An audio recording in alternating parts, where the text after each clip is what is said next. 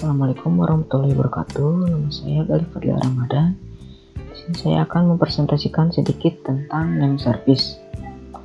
Sebagai pendahuluan, jadi name service ini merupakan layanan penamaan yang berfungsi untuk menyimpan naming konteks, yakni kumpulan binding nama dengan objek, yang tugasnya untuk meresolve nama. Nah, di sini ada pengaksesan resource pada sistem terdistribusi. Ini memerlukan name resource, alamat, juga rute. Name resource, alamat, dan rute. Nah, untuk contoh penamaan pada aplikasi sistem terdistribusi ini ialah URL dan alamat email. URL untuk mengakses sebuah web dan alamat email untuk komunikasi antar pemakai. Lalu sini apa itu resolution binding atribut? Nah, name resolution ini nama yang ditranslasikan ke data tentang resource atau objek tersebut.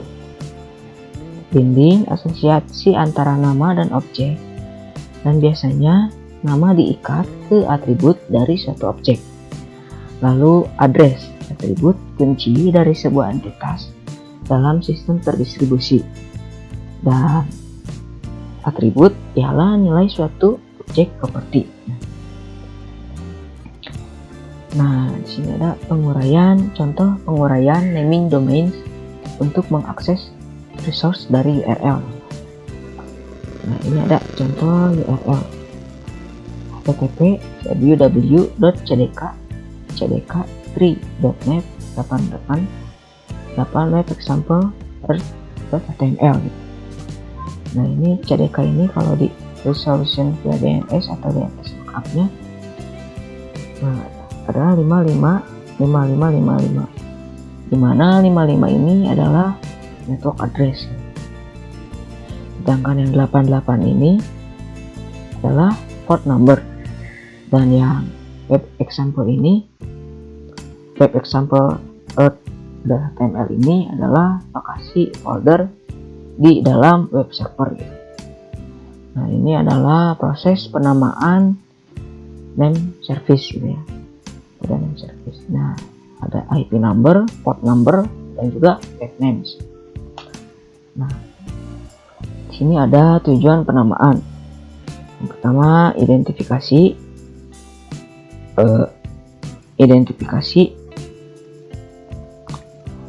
Jadi seorang pemakai memungkinkan objek layanan A, bukan objek layanan B. Dan yang kedua, memungkinkan terjadinya seri. Lebih dari satu pemakai dapat mengidentifikasi resource dengan nama yang sesuai. Jadi tidak harus nama yang sama. Lalu memungkinkan lokasi independen. Perubahan lokasi tidak menuntut perubahan nama, asalkan lokasi tidak menjadi bagian dari nama resource tersebut. Lalu memberikan kemampuan keamanan. Jika sebuah nama dipilih secara acak dari himpunan besar integer, maka nama tersebut hanya bisa diketahui dari legitimate resource, bukan dari menebak. Jadi jika seorang mengetahui name objek tersebut, maka dia memang diberitahu. Lalu di sini ada jenis nama, username, dan system names. Username ini dibuat oleh pemakai atau user yang merujuk pada suatu objek atau layanan. Lalu terdiri dari string of character. Sedangkan yang system names ini terdiri dari bit string. Internal untuk sistem tidak ditunjukkan untuk manusia. Lalu lebih kompleks dari usernames sehingga dapat dibandingkan dan lebih efisien.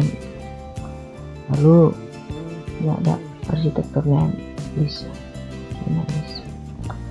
Jadi di sini memiliki dua komponen, yaitu name agent, dan name server. Jadi satu name agent ini bisa satu klien dan juga bisa beberapa klien, bisa dua klien atau beberapa klien.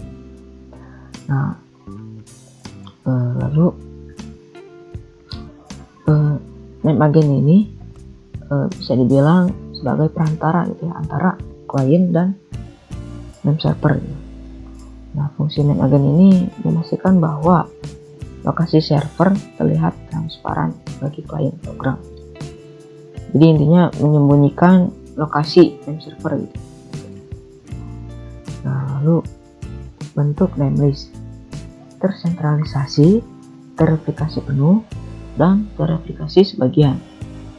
Untuk yang tersentralisasi adalah name list yang berada pada satu mesin, dan yang terreplikasi penuh digunakan untuk mengatasi kekurangan name list tersentralisasi tadi. Dan untuk yang terreplikasi sebagian, ini sebagian name list disimpan dalam cache setiap mesin. Nah, untuk yang tersentralisasi dan terreplikasi penuh ini memiliki masing-masing plus minusnya. Dimulai dari tersentralisasi, kelebihannya layanan cukup dilakukan dengan melihat name list, lalu waktu yang dibutuhkan antara registrasi objek dan saat objek tersebut dapat diakses sangat singkat gitu ya. Lalu mudah juga untuk memperoleh daftar objek aktif. Kekurangannya jika node crash terjadilah kesalahan gitu ya, atau kemacetan. Lalu name list terreplikasi penuh. Kelebihannya tidak perlu suatu sentra name server di mana seluruh stasiun tergantung pada name server tersebut. Masih relatif mudah untuk memperoleh daftar objek dalam satu jaringan. Lalu availability meningkat, lokasi objek dapat ditemukan lebih cepat dari name list tersentralisasi. Jadi dibandingkan name tersentralisasi tadi, ini lebih cepat gitu ya